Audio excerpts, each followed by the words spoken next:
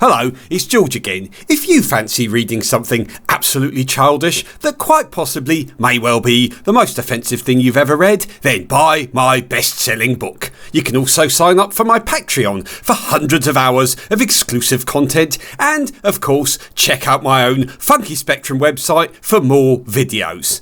Links will be in the description, and like and subscribe here if you want to be kept up to date with all the nonsense on YouTube. Now, let's get to the video. Hello, it's George again, and two of my favourite things, not Daisy Ridley and McDonald's toilets, but Game & Watch and Pinball collide here in this hypercolour meltdown of wild, crazy, completely authentic pinball gameplay. I wish the latter half of that statement was true, but basically, the only thing that's good about this game is the colour. But if you want to hear more, let's watch the review, watch the gameplay. This is Pinball, the ill-advised Pinball on the Game & Watch.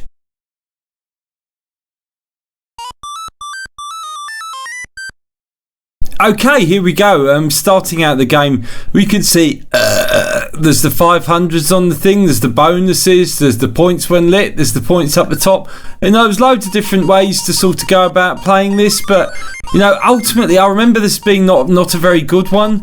And there we go. You know, it's just very hard to capture the kinetic feeling of pinball in a Game & Watch, where like the ball always is seems like I've got to press start again to play as well, where the ball is always going to go in the sort of a certain direction, and you know there's a certain amount of leeway it's got of where it can actually go to, but ultimately I mean it just can't behave like a normal pinball game. I love pinball as well. My friends will know, be able to tell you, George bloody loves pinball. I really love it. I would love to get a proper V-pin table. There's no way I could afford like a normal pinball table. Certainly not in terms of like being able to do the upkeep and stuff like that. But I mean, the way the ball moves here is like so unrealistic. It just really, it's not particularly... Well, it's not evocative of playing pinball, really. It's just like it's like playing pinball if you couldn't play pinball and you're also continually blinking while you're trying to play pinball. It's like sort of a weird kind of stop motion bastardization of the great game itself. And I consider that to be offensive. I consider that to be offensive. I think this has basically triggered me because it's not like a proper pinball sort of simulator at all. I mean, Advanced Pinball Simulator on the ZX Spectrum is like more of a pinball game than this is. You know, that at least it had some degree of like autonomy, whereas this one, I mean... Oh bloody hell, I seem to have two balls on the fucking screen now. I wonder how many of these you can actually get. I wonder what led to that, why that happened. Maybe if the game was easier to understand and sort of figure out what the bloody hell's going on, it would be perhaps a little bit simpler.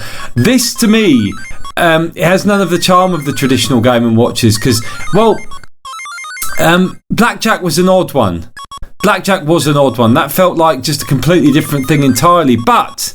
it was really addictive and I did really enjoy that game, and as a sort of all serious kind of adults kind of game, I mean kids can obviously gamble too, not according to EU law, but you know what I mean, they can play games like that at home.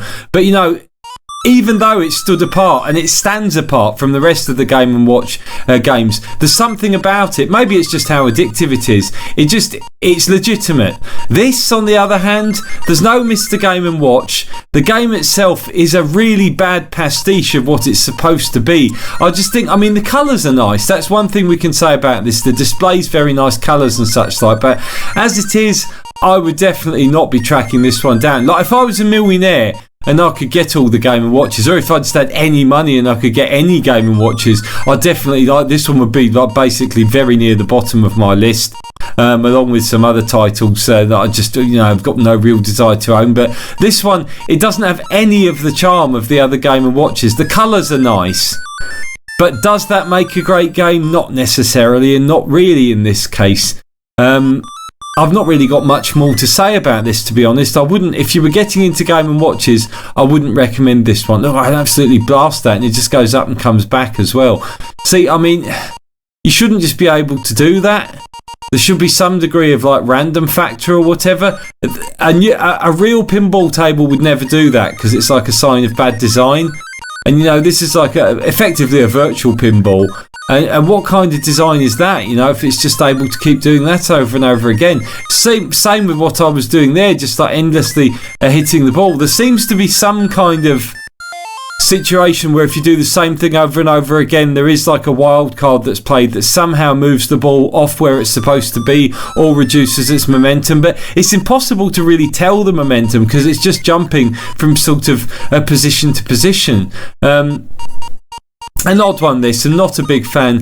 I'd love to give it more because I love pinball and I love Game & Watch. So theoretically, you know, these two things combined should be absolute gaming nirvana for me. But unfortunately, due to the way that Game & Watches work, it's just not suited to pinball at all. I would give this a 4 out of 10 or maybe a low 5 out of 10. Nothing more.